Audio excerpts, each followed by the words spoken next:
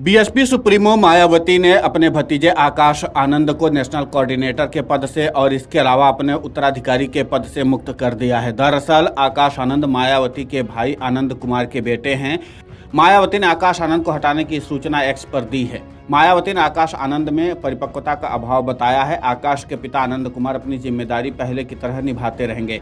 मायावती ने तर्क दिया कि बीएसपी बाबा साहेब भीमराव अंबेडकर के आत्मसम्मान और स्वाभिमान को बनाए रखने और सामाजिक परिवर्तन करने के लिए काम कर रही है।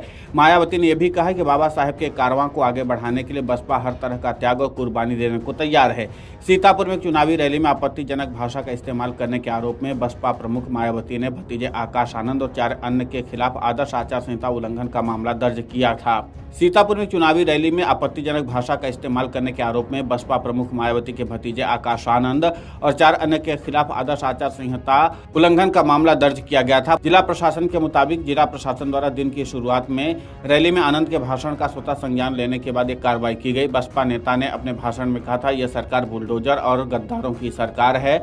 जो पार्टी अपने युवाओं को भूखा छोड़ती है और बुजुर्गों को गुलाम बनाती है, वो आतंकवादी सरकार है।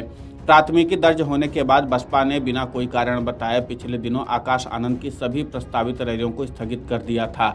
आकाश आनंद ने 6 अप्रैल को नगीना लोकसभा सीट से अपने पार्टी का अभियान शुरू किया था। बाद उन्होंने आगरा, बुलंदशहर, मथुरा, वाराणसी, गोरखपुर, अंबेडकर नगर, आजमगढ़ और कौशाम्बी सहित पश्चिमी और पूर्वी उत्तर प्रदेश में कई रैलियों को संबोधित किया। लोकसभा चुनाव में बीजेपी को मात देने के लिए कांग्रेस समेत कुछ अहम विपक्षी दल ने बीते साल इंडिया गठबंधन के तहत चुनाव लड़ने का ऐलान किया था। इंडिया गठबंधन में अधिकांश राज्यों की क्षेत्रीय पार्टियां शामिल हैं, लेकिन बीएसपी ने इंडिया गठबंधन से आखिर तक दूरी बनाए रखी, साथ ही एनडीए में शामिल होने से भी इंकार किया। राजनीतिक जानकारों का कहना है कि मायावती इंडिया और इंडिया अलायंस के बीच बीएसपी को स्थिर रखकर आगे बढ़ने का प्रयास कर रही थी। मायावती ने कभी भी बीजेपी के खिलाफ मुखर होकर के कोई बयान नहीं दिया है। वहीं इस बीच बीएसपी के इंडिया अलायंस में जाने की अटकलों के बीच में तेजी होती रही है।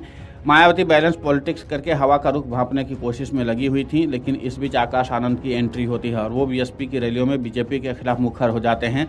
आकाश आनंद का बीजेपी के खिलाफ तीखा रुख मायावती की रणनीति को प्रभावित कर रहा था। आकाश आनंद बीजेपी का स्टैंड क्लियर करके मायावती की रणनीति पर पानी फेरने में लगे थे। शायद यही वजह कि मायावती ने आकाश आनंद को पूर्ण परिपक्व न होने तक अहम पदों की जिम्मेदारी से हटा दिया है।